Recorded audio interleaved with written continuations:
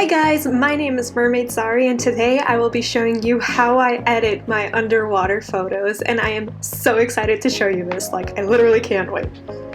Okay, so we're going to start off with a photo shoot that I started on. What I'm doing right now is I am fixing the levels of all of my edits, and then I'm going through some pre-built filters that I own, and I will have all of these linked down below. Once I've selected a filter that I like, I go ahead and I make manual edits to it to see what I like and what I don't like. You can see that it changed the photo a lot, and this is what you want to do. So if you want to pause the video and check out my settings, you can go ahead and copy those, or you can play this video at a lower speed if that helps you out. So as you can tell, I'm just going back and forth through the levels and trying to get those edits done. Now I jump into Photoshop to remove the lines, the pool lines, because they're seriously irritating, and if you want your photo to look like it's underwater or in the ocean, you know, you can't have those lines in there. So unfortunately my Photoshop crashed, so I had to reopen it, and now once again we are editing those lines out. And what I do is I do the Smart Content Fill option. So you just go to edit and then content fill. I just select it, fill it, and it takes literally like seconds to do. So instead of me painting it all out, I do this in a smart way.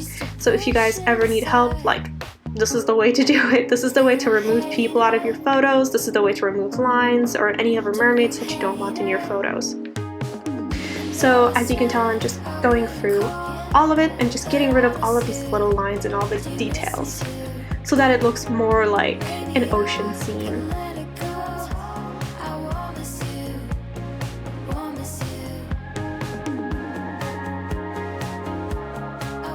Here I wasn't able to select a piece of it, so I had to just edit out parts to make sure the right selection was made and replaced. And here I am focusing on the tiny details to make sure everything looks good. And now what I'm doing is I am blurring Spectra's waistline. I am making sure that it looks more realistic. She is wearing a fabric tail from Swimtails. So I just want to make sure there are no lines. As you can tell, I'm flipping back and forth to see what my edits look like. And I think this looks a lot better, and I'm kind of blending her skin so that it looks more realistic. And now what I'm doing is I'm actually liquefying the tail and making the fluke bigger so it looks more natural. I know in photos some things get distorted, so I always like to make the fluke a tiny bit bigger to make it more realistic. Now what I'm doing is I'm sharpening her up so that she stands out from the background. So I'm going over lightly and just sharpening up spaces and parts. So what I usually sharpen is the tail so that the details come through. I usually sharpen all of the brows and then the eyes and hair. That's what's really important to me, so it stands out. Now as you can tell, I am adding fairy wings, which is one of my very favorite parts. I absolutely love fairy wings. These are from Fancy Fairy Angela. I will have these linked down below in the description for you.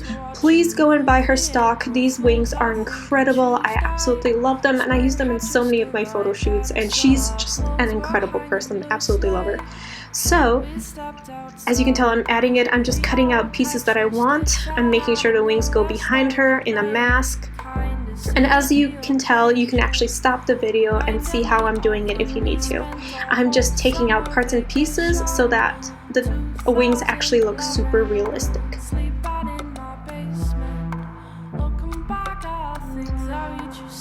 So now I'm just making sure the wings look extremely realistic so that anyone who looks at it thinks they might be actual wings that she's wearing underwater.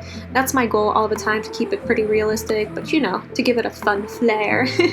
I'm changing the colors of them too so that they match the tail a little bit better. After I'm done changing the colors, I forgot to include the hand, so I have to make sure I pop that out. That's just using masks and bringing out the hands, so I'm just focusing on the little details to make them look as good as possible for you guys. Once I'm done with that, I like to motion blur the wings a little bit, just because I think it looks more realistic. Usually nothing is actually 100% sharp underwater, so my goal is to always, you know, make them look as if they were actually in the photo. And now what I'm doing is I'm liquefying the pool, and I'm moving it out of the way so it looks kind of more like an ocean. I know this is a big cheat, like whatever, but I want it to look like as if she's in the ocean. I know that one side of the photo is darker, but whatever. I add a light source as well to make it more realistic, and I just make this look prettier instead of having pool walls everywhere, because I absolutely hate that.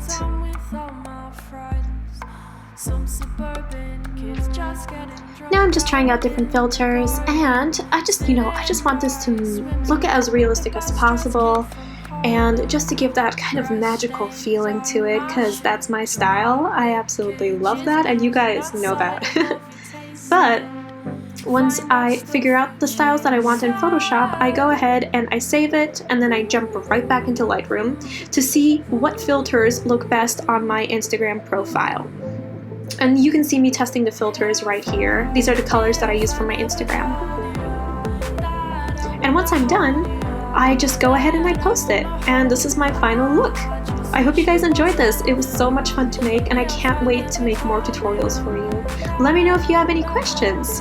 And please, please, please go ahead and follow me on Instagram at Mermaid Zari, and you can check out my website for edits for your photos at mermaidzari.com.